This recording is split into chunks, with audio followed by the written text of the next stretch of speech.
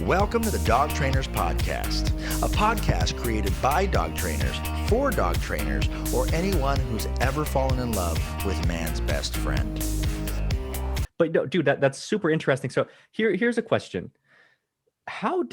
When you said this earlier, it stuck out to me. You were working, I want to say, was it like in a group home type thing for people who had developmental issues? Disabled adults. How did that help?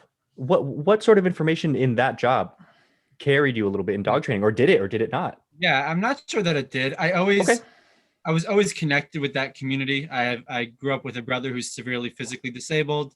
Okay. My oldest sister was a manager in a group home and used to bring home clients for weekends to be a part of our family and hang out. Oh, wow. Okay. And then I guess 3 of my siblings, I'm from a family of 8. So 3 of my siblings had worked in group homes at different times. So kind of was like when I needed a job, it made sense to do. Okay. And I was good with it.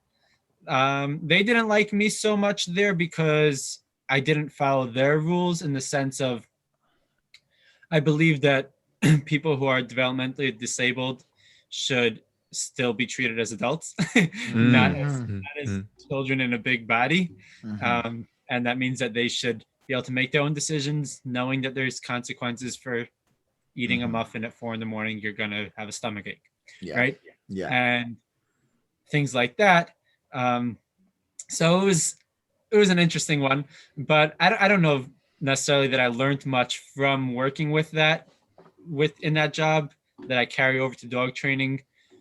Not really. Okay. It was worth an ask. So Yeah. I want to know then a little bit about, now that we talk about the work that you guys did with Self-Worth and the hands-on stuff that you guys did with your dogs with e-collar, and before that you were doing prong collar, and before that I'm assuming it was more like social pressure based daycare stuff, right? Talk to me a little bit then about I'm assuming it was around the time you started your business that you started to really kind of develop your online presence, the Instagram, the YouTube channel, and all that good stuff. Yeah. How did that go? So I never had Instagram before. I was only on Facebook, and I used Facebook like what anyone else uses Facebook for, to show pictures of you at concerts and hang out with your friends. So like, I never thought of it as becoming a platform of sorts. So I didn't use Instagram at all then. I didn't even know that it was like a serious platform. I remember when people looked down on Instagram, they were like, you can only post a picture at a time. And like, it was only so many characters in the description, so they were like, dude, just use Facebook. You can post pictures there too. You can post videos and stuff too. Yeah. So I had one friend that was like really not big on Instagram, but big on using Instagram. Right. Okay. Yeah. And he was also like into photography. So he was on it a lot. And I was just like, it's just for you because you like to like take pictures of Manhattan art galleries and stuff. But like, I don't do that. So, but I started an Instagram a little bit before T3. I wasn't using it for dog stuff. I was more just using it to like share personal development stuff that I was working on in my life. Right. Okay. Because I had already started on that in that journey. direction, my own life. And then I posted my first, I would post dog training content for the business that I worked for sometimes. So I would sometimes do like a Tuesday training tip or something like that. It all sucked. It wasn't like I was able to really create my own voice in any way, but I put out content for them occasionally, or I would show some of my work and put it up. But it was all like, show a snippet of a dog looking really happy when they're training. Then at T3, I put up my first video that was my own content. Actually, I have a whiny dog. I have a tea kettle in the back. I was gonna say, I thought I heard that, but I didn't realize I was hearing it until you stopped talking, and I was like, oh, it's something, because other people are stopping. Yeah. Yeah, he's annoyed that I'm ignoring him, but that's like boundaries, man. Boundaries. Yeah, so I put up my first video at T3. Actually, a friend, I made friends with them there. And I didn't know anyone at T3. I knew one trainer from beforehand, but I wasn't part of like the training community before that. Okay. So somebody was like, hey, we're doing a video for our social media. Do you want to like hop on and like be a part of it? We'll do like a little collab video, right? So I was like, okay. And I hated being on video then. Like I absolutely hated being on video, hated the sound of my voice, hated all of that stuff. It wasn't like, if you had tried to get me on a podcast 2 years ago, I would have laughed at you. And if you would have told me I'd have my own podcast, then I would have laughed at you. Yeah. Growth, baby. Yeah, exactly. Yeah. So they asked me like, what was it? Like, what's the best way to build a relationship with your dog? Something like that. Some like quick question. And I was supposed to give them like a quick 30-second answer, right? So 30 seconds of how to build a relationship with your dog. So I did that. And then I was like thinking of, I wanted a way to challenge myself to be on social media, because I knew that if I'm going to start my own business, it has to happen. I had been obsessed with Gary Vee for a while, and I knew that social media was the only way to make anything happen in 2018 then. Definitely in 2021, it's still like that. So I decided I was going to post a daily training tip with me talking to the camera. So it was going to be me on video talking to the camera, a 60-second daily training tip every single day for a full year, no matter what. And that was a challenge that I gave myself. That's fucking dope. Yeah, that's awesome. It was a challenge that I gave myself, and I kept to it. 365 days, never missed one. They're all still there. Most of them suck.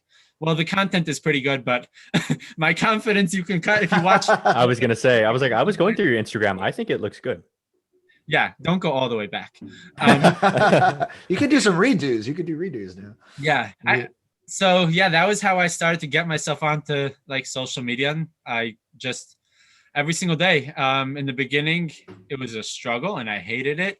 And I would look like all to the side when I was looking at the camera and all of that. But eventually I got more and more comfortable with it, and it started to build. It was a great way to build a rapport with whoever, because it was me talking to the camera. It wasn't me showing a dog or a picture of a dog. It was me showing up however I am. I was sick. I did it from bed. I traveled to Europe. I did it from the airport in Ukraine.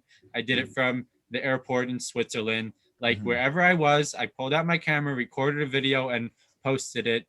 And it was a great thing. More than anything else, it was a great thing for myself. Like the amount that I grew from that challenge was awesome. Like if there's anything I recommend to new trainers, since you keep bringing that up, is make a challenge to yourself and actually fucking keep it, because a lot of people have said, yeah, I'll do this, and then they fall off after a week.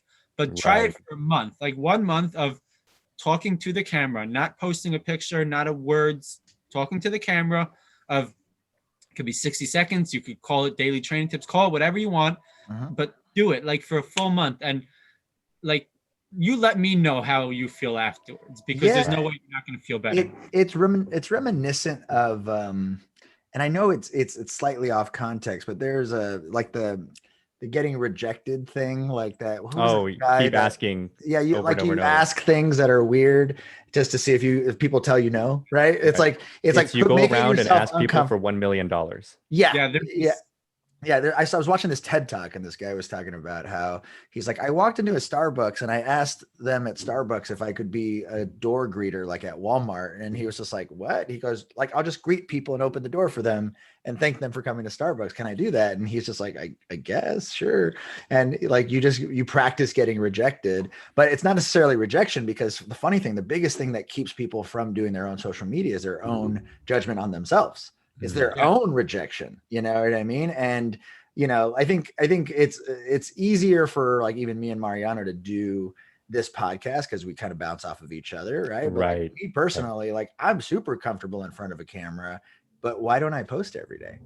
I don't, right? And because I only want to talk about shit that I think is interesting, or I want to talk about stuff that, or I might judge myself the way I said the take. I've made attempts and I've been like, hey, wait, blah, blah, blah, blah, blah. I gave some advice and then I hated the take, so I didn't post it.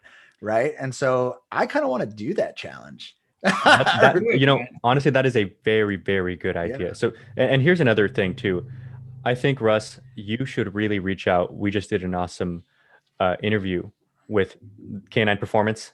You know, they're out in North Carolina, Natalie Dopkins and Matt Hubble. Yeah. And Matt Hubble had a really cool way to explain, and it was on the podcast for you guys that are listening, a really cool way to explain not only awesome goals and challenges like that, but kind of the thought process behind what keeps you going when you don't feel like it. You know, I think that's a really important thing. If I was a dog owner searching for a dog trainer right now, I would only want to go to somebody who I feel I'm connected with that person, not with their company, Right. their skills, because I'm leaving my dog, my baby, right? Yeah. As much as we don't want to call it that, that's what it is. And I'm leaving my dog with a stranger, or they're coming into my house, or I'm meeting them at their house. However you set up your training system, you are trusting a stranger with something that's extremely precious in your life, Right. plus your money and your time. Right. Why the hell should I do that with something that comes off as a cold company versus somebody who I feel that I can connect with as a person? Right. And that doesn't happen when you fake it, because if you have a social media persona and then you have yourself, you're going to forget to turn that on when you go to the client's house. Yep. True. And they're going to be like, oh, this person is. And people are smart. People can smell bullshit, you know? Yeah. Absolutely. I tell people that all the time, is like people who have this weird persona, not just dog trainers, anything, you know, but it's usually when people make content, and it's not, these aren't like online content creators, because those people usually have their stuff down, you know, the authenticity and the way and the form and everything. But like people who, you know, I work with a foundation here in Phoenix, and, you know, like we were talking about earlier. So I know all kinds of people who have different businesses, like car dealerships and things that you wouldn't think, but just for advertising sake, they'll try to make like a video. Hey, we just got the new 2020 Chevy Colorado and blah, blah, blah, blah. And like the poor thing, it comes off as very like, they're either nervous and stiff, or just, they try to give it energy, which when you watch the video, looks like someone who's trying to get, you know what I mean? And it is a tough thing to nail down, to just learn to just kind of relax and just talk to people. Yeah. It's only going to happen though by doing it. Right. And in the beginning, you're going to fake it. Yeah. Especially somebody like me who's uncomfortable with, like, not anymore, but who was uncomfortable with showing up like this. Right. I had a part of it where I was faking it. I felt it. It felt uncomfortable. I didn't like it. But you got to just keep showing up. If the thing is that so many people just don't show up at all. And even if they're posting content, like when I'm saying showing up, I don't mean posting. I mean showing up as yourself with your content. Yeah. Because there's more than enough how-to videos already. There's more than enough like this is what dog training looks like. I think dog owners want to connect with something deeper than that. And people in general want to connect with something deeper than that. The world wants connection, and you can't connect with anything when it's fake.